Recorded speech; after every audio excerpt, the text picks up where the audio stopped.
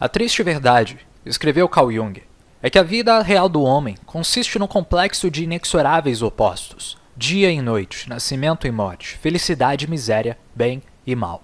Nem sequer temos noção de que um vá prevalecer sobre o outro, que o bem irá sobrepujar o mal, ou que a felicidade derrotará a dor. A vida é um campo de batalha, sempre foi e sempre será.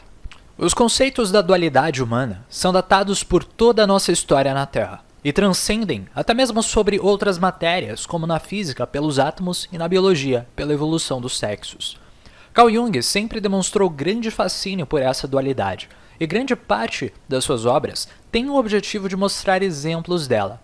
A persona e a sombra, a ânima e o ânimos, a consciência e o inconsciente são apenas algumas dessas dualidades descritas pelo psiquiatra suíço. No Oriente, vemos essa noção pelo taoísmo chinês, representado pelos símbolos do Yin e do Yang, que denotam um certo equilíbrio das forças da Terra e do homem.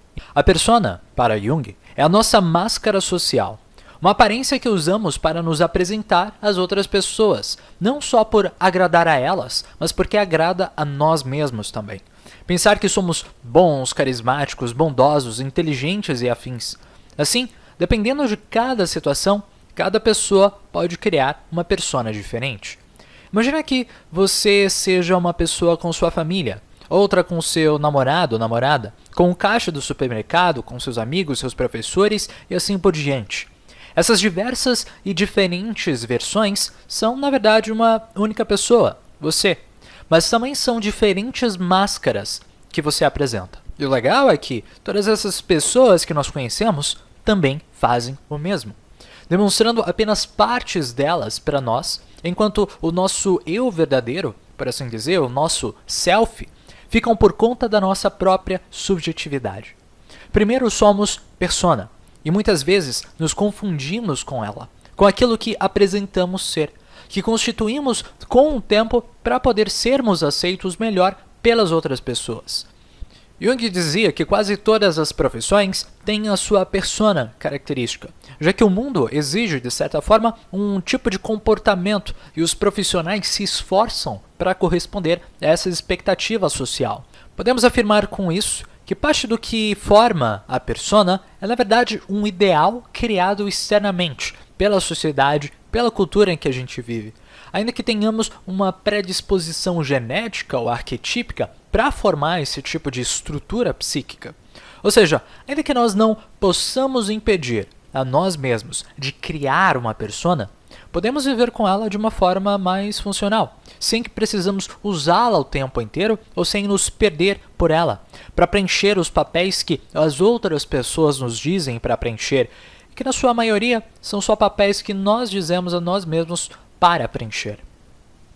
No entanto, quanto mais a persona tenta parecer otimista, feliz, maior cresce também uma parte alternativa, uma parte atrás dela, uma outra parte da psique composta daquilo que mais queremos esconder, negar ou reprimir, seja de nós ou das outras pessoas. Essa parte é chamada de sombra, e todos carregam uma. Ela pode nos servir de duas formas. Por um lado, ela pode agir como um animal reprimido e isolado da consciência que a corrói e, como dito por Freud, visa sair das piores maneiras possíveis.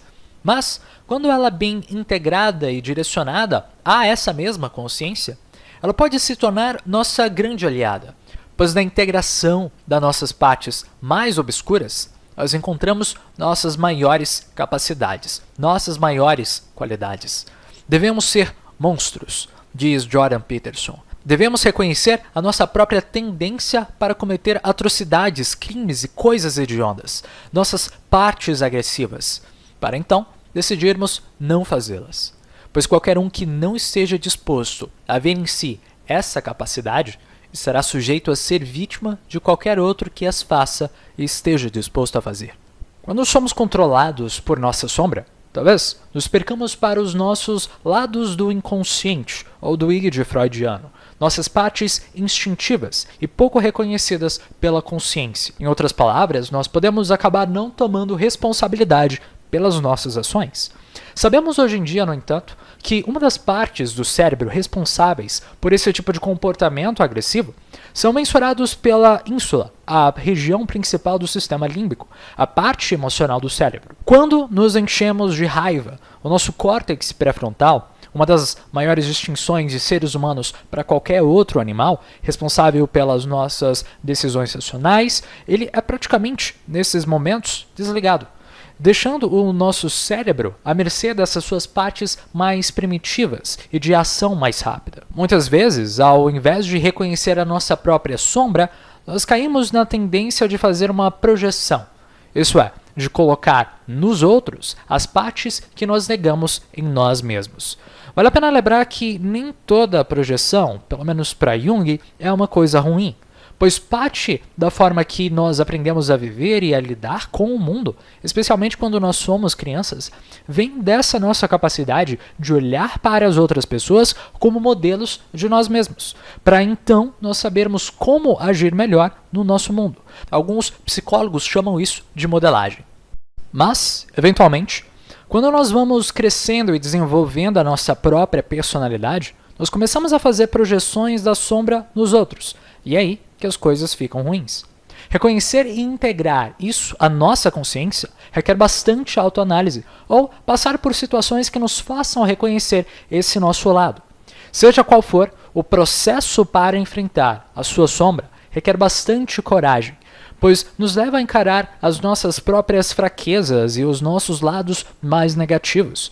Algumas pessoas que tentam essa tarefa podem facilmente se tornar estagnadas por pensamentos e emoções sobre as suas próprias qualidades negativas, se esquecendo então de sua própria totalidade como um ser que é composto também por outras partes. A psicanalista Melanie Klein descreve esse processo como clivagem, um processo em que a pessoa é incapaz de ver meios termos. Ou só existem coisas boas, ou só existem coisas ruins. Não existem tons de cinza para essas pessoas. Os psicólogos cognitivos, no entanto, foram capazes de avançar no tratamento desse tipo de distorção autoperceptiva.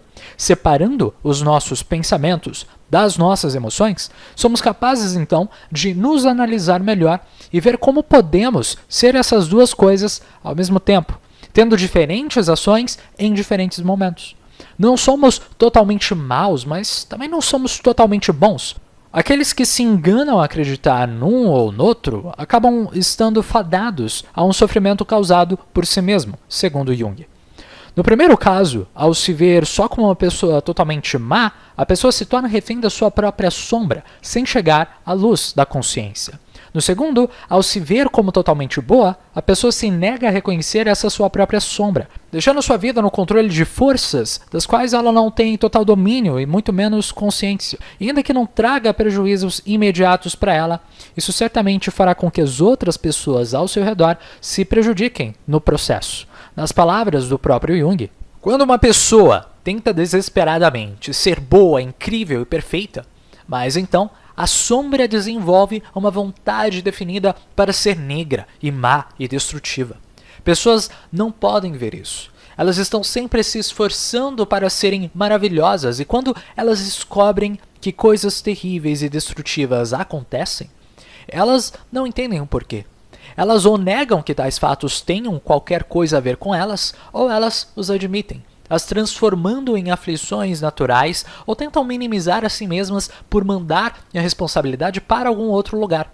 O fato é que, se alguém tenta, além de sua capacidade de ser perfeito, a sombra decai-se ao inferno e se torna o diabo. Notas do seminário.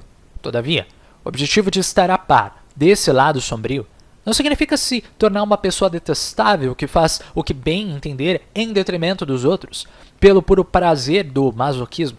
A integração da sombra no indivíduo é o mesmo que cultivar em si atributos necessários para que um se torne alguém mais completo. Um processo construtivista, por assim dizer, é o descobrir em si mesmo as garras necessárias para atacar quando lhe for preciso, e para atingir aqueles objetivos os quais se tem.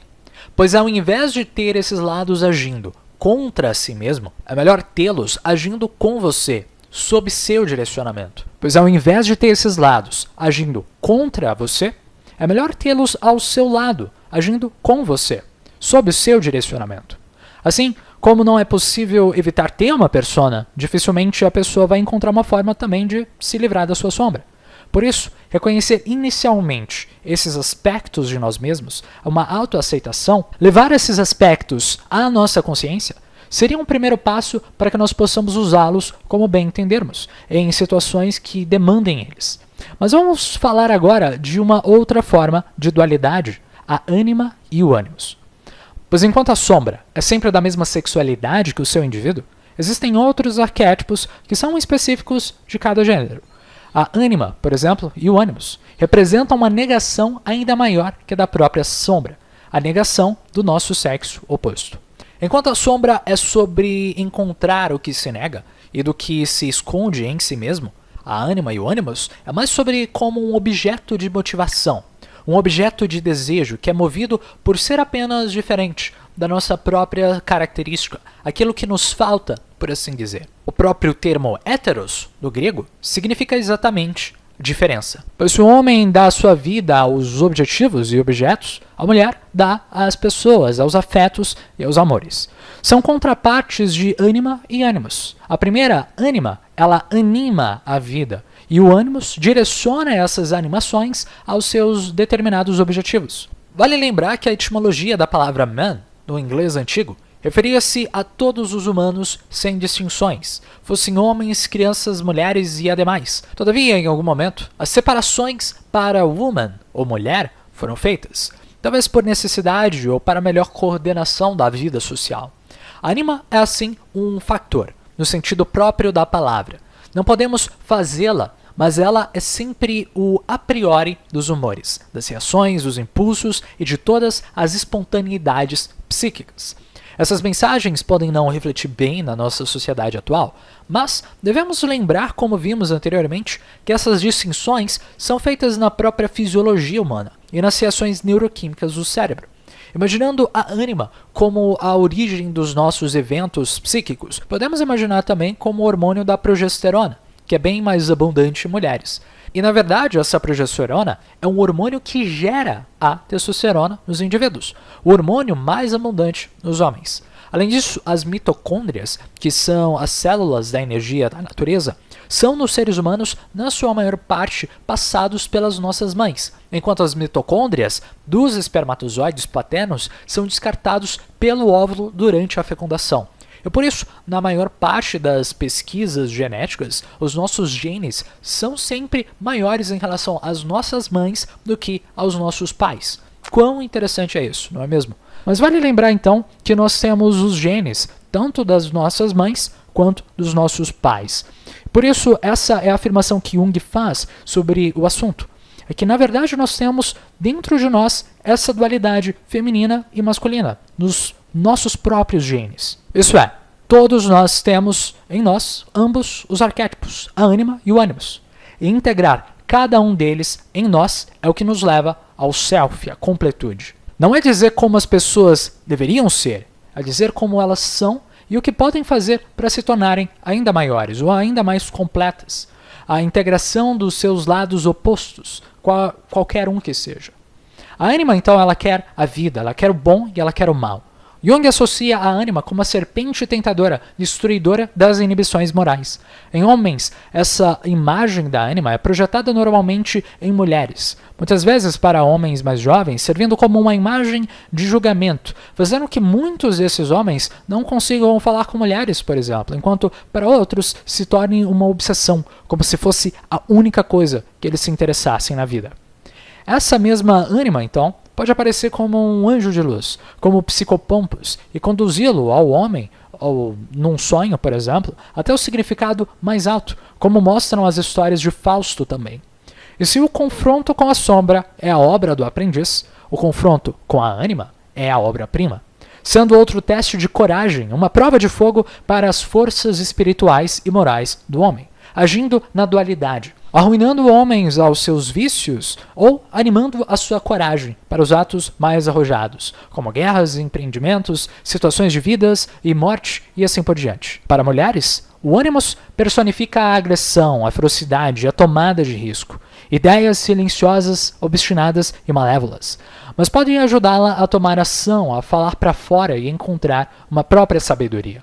Para homens, a ânima personifica suas características femininas, de mau humor, de intuição e de irracionalidade. Imaginamos então que seja a diferença entre os traços de personalidade de agradabilidade e desagradabilidade, de neuroticismo e estabilidade emocional. Enquanto precisamos dominar em nós mesmos aquelas partes do traço que nos é oposta, para sabermos melhor lidar com outras pessoas, com nós mesmos e com o nosso mundo. Ao integrar, então, a ânima e o ânimos, a pessoa chega-se ao arquétipo do todo, que seria o seu self. O self, que é o objetivo da vida, pois seria a expressão completa do indivíduo. Assim como o Sol é o centro da galáxia, o self age como um centro da nossa psique, entre a consciência e o inconsciente. Algo que veremos mais na nossa próxima aula.